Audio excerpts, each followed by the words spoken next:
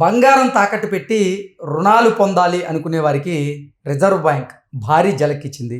బంగారం తాకట్టు పెట్టి రుణాలు పొందే విషయంలో కఠినతరమైనటువంటి నిబంధనలను అమల్లోకి తీసుకొచ్చేలాగా ఇప్పుడు రిజర్వ్ బ్యాంక్ ప్రయత్నం చేస్తున్నటువంటి నేపథ్యంలో ఈ అంశం మీద మనం విశ్లేషణ చేసుకుందాం. ప్రస్తుతం మనతో పాటున్నారు ప్రముఖ సామాజికవేత్త, ప్రముఖ రాజకీయ విశ్లేషకులు కృష్ణకుమారి గారు. మేడంతో మాట్లాడదాం.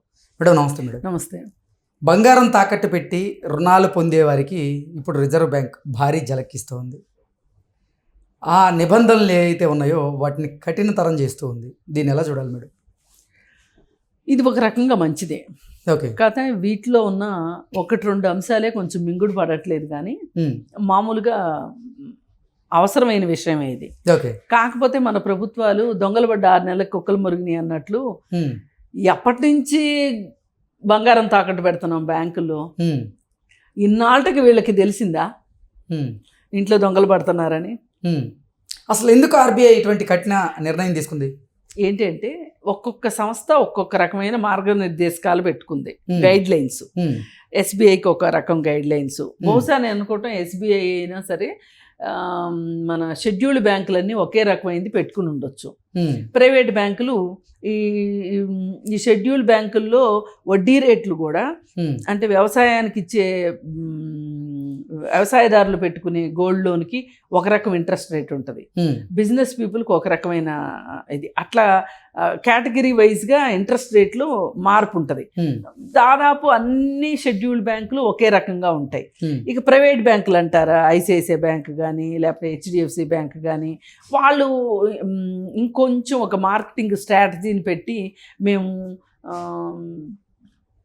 ఏం చెప్తారంటే వాళ్ళు ఇంట్రెస్ట్ రేటు మీకు ఈఎంఐలో కట్టుకునేటట్లని కొంతమంది, అలాగే ఇంకొకటి ఏం చేస్తారంటే ఈ ఛార్జీలు ఉంటాయి కదా, ఏమంటారు ప్రాసెసింగ్ ఛార్జెస్ లేవు అని, 0% ప్రాసెసింగ్ ఛార్జీ అని.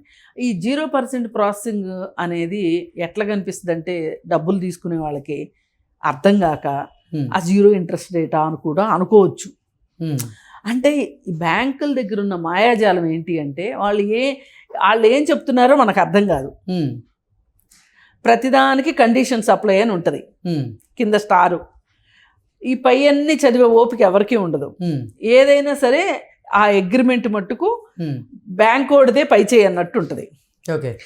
సాధారణ మధ్యతరగతి కుటుంబాలకు చెందిన వారు ఏదైనా అత్యవసర సమయాల్లో డబ్బు అవసరం అయ్యి వాళ్ళ దగ్గర ఉన్నటువంటి బంగారాన్ని కుదువ పెట్టి వాళ్ళు రుణాలు పొందుతూ ఉంటారు. అటువంటి విషయంలో ఇప్పుడు ఆర్బీఐ తీసుకున్నటువంటి ఈ సంచలనమైనటువంటి నిర్ణయం ఏదైతే ఉందో వారు ఇబ్బంది పడేటువంటి అవకాశం ఉండదంటారా? అంటే ఇబ్బంది ఏమి ఉండదు. ఓకే. అయితే ఏం అడుగుతుంది అంటే ఈ డబ్బులు తీసుకెళ్ళి మీరు ఏం చేస్తారు అని అడగాలనుకుంటుంది బ్యాంకు. దేనికోసం మీరు తీసుకుంటున్నారు అనేది. ఓకే. అంటే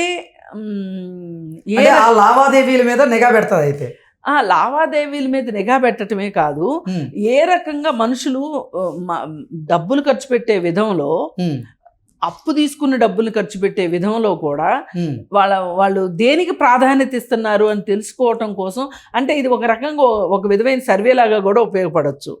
ఇప్పుడు పోనీ ఒకటి అనుకుందాం అనుకోండి, ప్యాక్ ఆడేటప్పుడు డబ్బులు అవసరమైనాయి, మధ్యలో కట్టాల్సి వచ్చింది. ఇంటికి వెళ్ళి భారీ నగలు తీసుకొచ్చి బ్యాంకులో తాకట్టు పెట్టాడు అనుకోండి, వాడు అది రాస్తాడా చెప్పండి? అది రాస్తాడా? పిల్లలు స్కూల్ ఫీజు కట్టాలనో ఇంకోటో రాస్తారు. అసలు నిజమైంది ఎవరు చెప్తారు చెప్పండి? ఇప్పుడు ఈ బజాజ్ వాళ్ళు ఒక కార్డు ఇస్తారు హోమ్ అప్లయన్సెస్ కోసం, ఏదంటే లోన్ తీసుకునేదానికి. అక్కడ క్లియర్ కట్గా కనపడుతుంది, నువ్వు ఫోన్ కొంటే ఫోన్ కొన్నావు అని ఉంటుంది, లేదా ఫ్రిడ్జ్ కొంటే ఫ్రిడ్జ్ కొన్నావు అని ఉంటుంది. కానీ లిక్విడ్ క్యాష్ తీసుకునేప్పుడు ఈ క్యాష్ తీసుకెళ్ళి ఏం చేస్తాను నీకు ఎట్ట తెలుస్తుంది? ఒకవేళ వాళ్ళు రాసిస్తే మట్టుకు. ఇప్పుడు బ్యాంకులో నేను ఎవరికన్నా డబ్బులు ఆర్టీజీఎస్ చేస్తుంటే ఎందుకు అనేది రాయమంటారు అక్కడ.